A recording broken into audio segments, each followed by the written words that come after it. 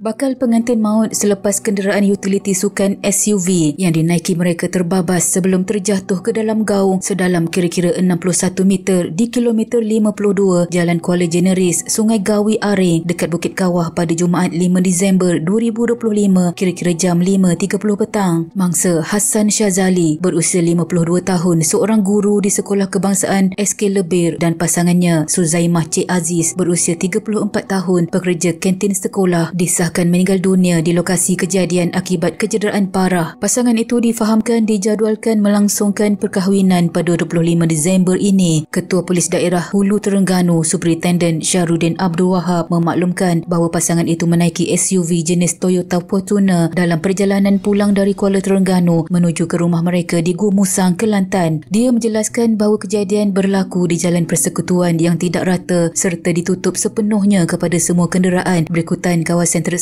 merupakan lokasi tanah runtuh sebelum ini. Siasatan awal mendapati kenderaan dipandu mangsa dipercayai hilang kawalan sebaik tiba di lokasi lalu terjunam ke dalam gaung sedalam kira-kira 61 meter. Kejadian berlaku pada waktu siang dalam keadaan cuaca baik. Menurut Syahrudin, kedua-dua mangsa tercampak keluar dari kenderaan dan meninggal dunia di tempat kejadian. Mayat mereka telah dihantar ke unit forensik Hospital Hulu Terengganu untuk proses bedah siasat. Kes disiasat mengikut Seksyen 41-1 Akta Pengangkutan Jalan 1987. Syahrudin menegaskan bahawa pengguna jalan raya perlu sentiasa mematuhi arahan penutupan jalan demi keselamatan, terutamanya di kawasan berisiko tinggi berlaku pergerakan tanah. Namun hasil siasatan pada 7 Disember, polis percaya kemenangan itu berpunca daripada kecuaian pemandu. Tiada kesan brek ditemui di lokasi dan kenderaan dipercayai terus terjatuh ke dalam gaung. Serpihan kenderaan menunjukkan SUV tidak dipandu laju. Operasi mengeluarkan SUV mengambil masa hampir 4 jam susulan hujan lebat. Pemeriksaan mendapati tapak kamera papan pemuka ada tetapi kamera hilang, dipercayai tercampak semasa kejadian. Kenderaan dibawa ke IPD Hulu Terengganu untuk siasatan lanjut. Polis menegaskan tindakan undang-undang akan diambil terhadap pihak yang mengalih atau mengganggu tanda amaran di lokasi yang sebelum ini telah dipasang penghadang konkrit dan tanda keselamatan.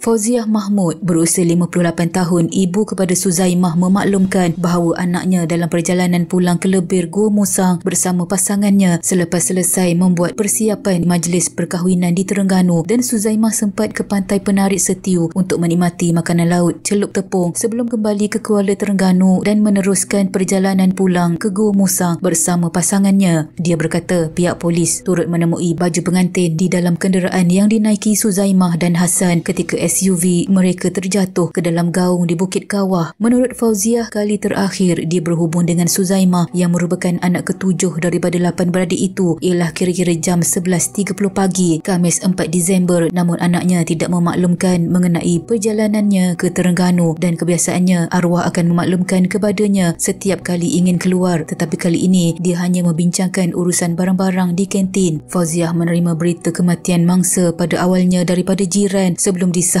oleh pihak polis kira-kira jam 7.30 malam selepas solat maghrib. Fauziah menjelaskan bahawa Suzaimah merupakan ibu tunggal selepas berpisah dengan suaminya lebih setahun lalu, meninggalkan 3 orang anak berusia 15, 12 dan 7 tahun serta telah mengusahakan kantin sekolah selama 14 tahun. Dia turut memaklumkan bahawa anaknya dan pasangannya merancang untuk mengadakan majlis perkahwinan secara kecil-kecilan pada 25 Disember 2025 dengan jemputan terhad kepada ahli keluarga terdekat serta sudah menyiapkan 5 dulang hantaran. Fauziah menambah bahawa pada 20 Disember ini keluarga sebelah lelaki sepatutnya datang ke rumah untuk perbincangan lanjut mengenai majlis perkahwinan. Siti Azliana Cik Aziz berusia 33 tahun, adik bongsu Suzaimah, memaklumkan bahawa kakaknya sangat teruja membuat persiapan perkahwinan termasuk memilih tema hitam untuk majlis perkahwinan yang dijadualkan pada 25 Disember termasuk pakaian keluarga dan kek. Azliana menjelaskan bahawa dia dan kakaknya kerap berhubung akhir-akhir ini untuk menyelesaikan persiapan perkahwinan termasuk perbincangan mengenai hantaran perkahwinan yang ditaja oleh ahli keluarga. Kali terakhir dia menghubungi kakaknya pada petang kejadian, namun panggilan itu tidak dijawab tetapi tidak mengesyaki sesuatu yang buruk menimpa. Selepas maghrib, ibu mereka memaklumkan bahawa Suzaimah terlibat dalam kemalangan dan meninggal dunia. Azliana yang rapat dengan arwah segera bergegas dari Meru Kelang ke Hulu Terengganu sebaik menerima perkabaran.